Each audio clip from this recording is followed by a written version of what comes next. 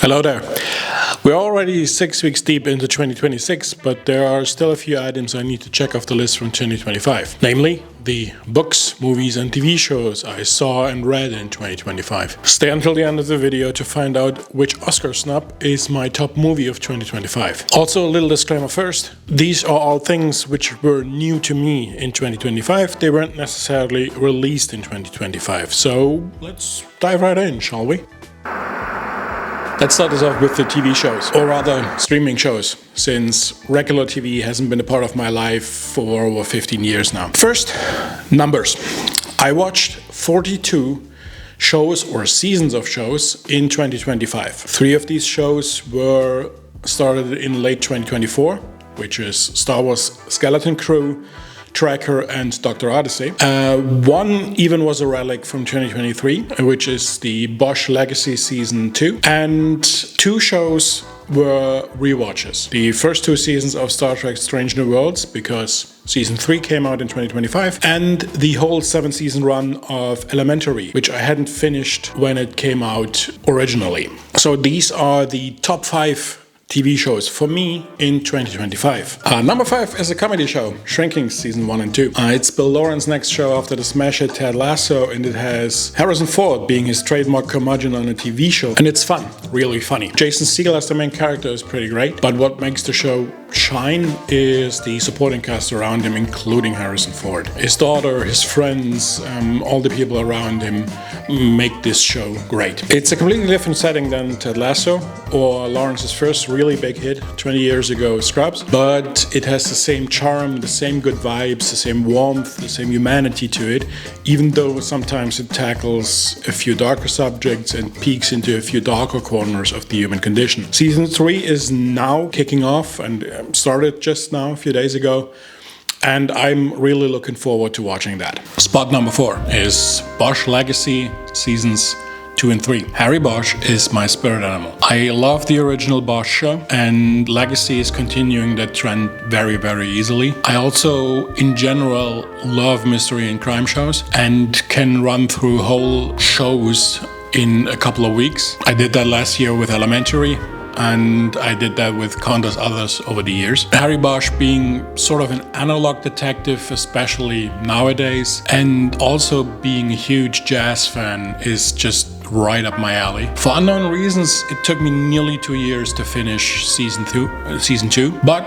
then again, I could immediately go into season 3, and which was unfortunately the final season. Go through all of that in, I think, a weekend. I've never read any books by Michael Connelly, but if they are anything like the show is, on which he was an executive producer, I might have to put some of them onto my to-read pile. Both Bosch shows are absolutely superb, and I can only recommend them. Spot number 4 is Star Trek Lower Decks Season 5. As I've mentioned through my Starfleet Academy reviews, I've been a huge Star Trek fan for over 35 years. The Next Generation was the defining show of my teenage years, and I have watched every show, every movie, and read countless books. Lower Decks is pure distilled Star Trek, and at the same time a huge love letter to the franchise, the whole show. And Season 5 is no exception for that.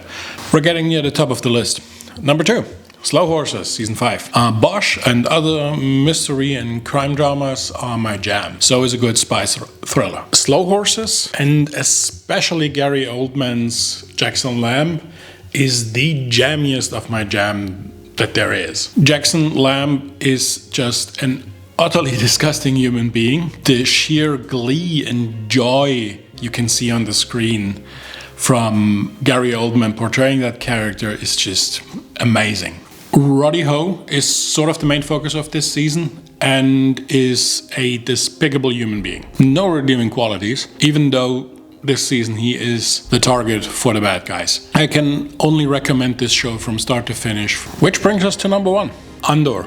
Season 2. That was kind of a no-brainer, huh? Season 1 was already one of the best seasons of TV ever. Season 2 just cemented that position. It most certainly was the best Star Wars ever. It is incredibly poignant and current, and the parallels to current events was eerie. The whole narrative structure was amazing, where 3 episodes formed 1 year. Despite the viewers being expected to root for them, and couldn't help but root for Deidre and Cyril.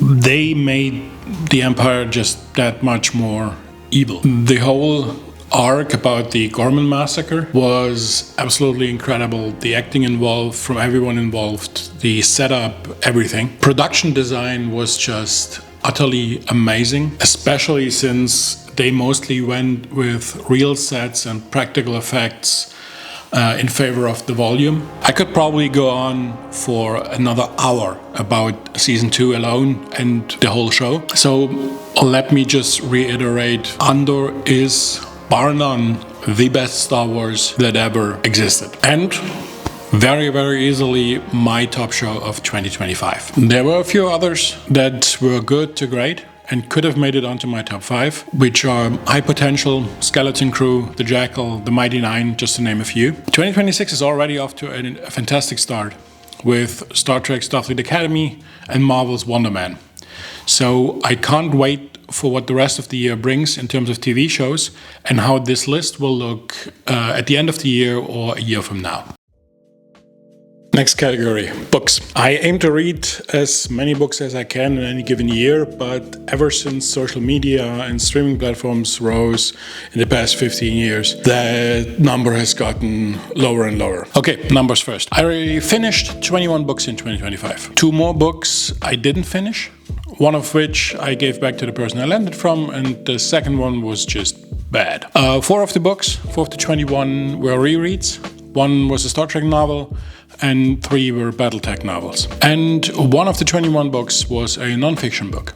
And that also made it onto my list, so stay tuned for that. So without further ado, the top 3 books I read in 2025. Coming in at number 3 is Little Fires Everywhere from Celeste Ng. I hope I pronounced that correctly. I got that book a couple of years ago, but only started reading it at the beginning of 2025. Page turner.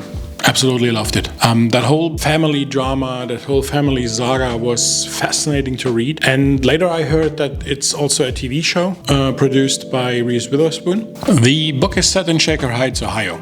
The author is also from that area. And the book touches on class, race, motherhood, all set in late 90s America. As I said, I absolutely loved it. It's a book that wouldn't have come across my radar normally. So I'm really glad it got gifted to me. I can only recommend it. The number 2 spot is Rick Rubin's The Creative Act, A Way of Being. And that is the only non-fiction book I finished in 2025. Rick Rubin is a legendary music producer.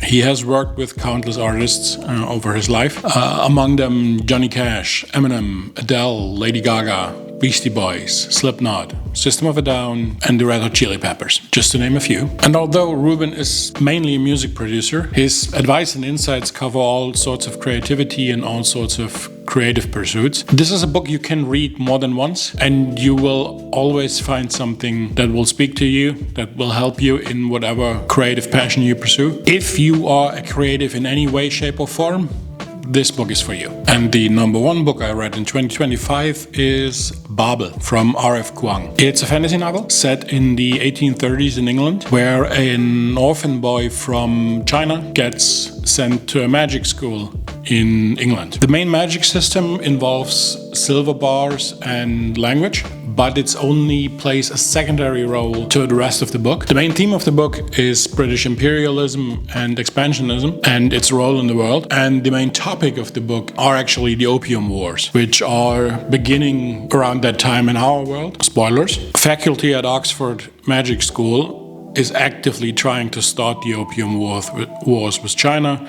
to get more silver, to get a bigger market for their services. The book is utterly fantastic. If you like fantasy with a touch more realism than your usually high fantasy, then this one is for you. I would also love to see this book as a TV show or a movie. So this is my absolute number 1 book I read in 2025. A little sneak peek into my 2026 list. Her next book, Catabasis, will probably make it onto my 2026 list. The rest of the books I read in 2025 were mostly mystery novels. I went through a detective novel set in the south of France phase during the summer. I don't have any specific goals for 2026 when it comes to reading books, other than keep reading and keep attacking that pile of unread books that's in my library. Japanese has actually a word for this, tsundoku. That in and of itself is a whole other topic and will be part of another video. And now for the grand finale. Let's go to the movies. Let's talk numbers. I watched 48 movies in 2025. 36 of them were new to me. 12 of them were rewatches. I have a 5-star rating system for the movies I watch. And out of the 48 movies I've seen in 2025, 8 of them managed to get a 1-star rating. Star Trek Section 31, The Old Guard 2 on Netflix, Ice Road Vengeance, Shazam Fury of the Gods, Kraven the Hunter, The Electric State, and The Fountain of Youth. A few honorable mentions first. First off is the F1 movie. I've been an F1 fan since the 90s, so over 30 years, almost as long as I've been a Star Trek fan.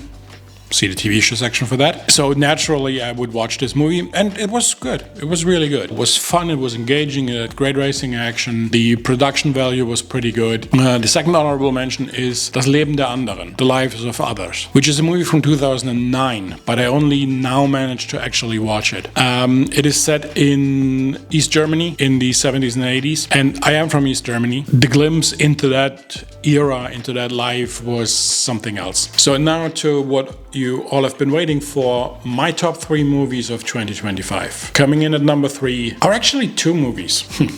It's Predator, Killer of Killers, with 3B being Predator Badlands. Both are directed by the same guy, Dan Trachtenberg. Both are great movies. Let's talk about the animated movie first. It's an anthology. It's 3 different time periods on Earth. They tie it together at the end. The 3 segments were pretty great. And it reminded me that I probably have never seen the original. Predator Badlands was a live-action movie I saw in the cinema. Great fun. Just a great action flick with a box-standard story, but it was a great action flick.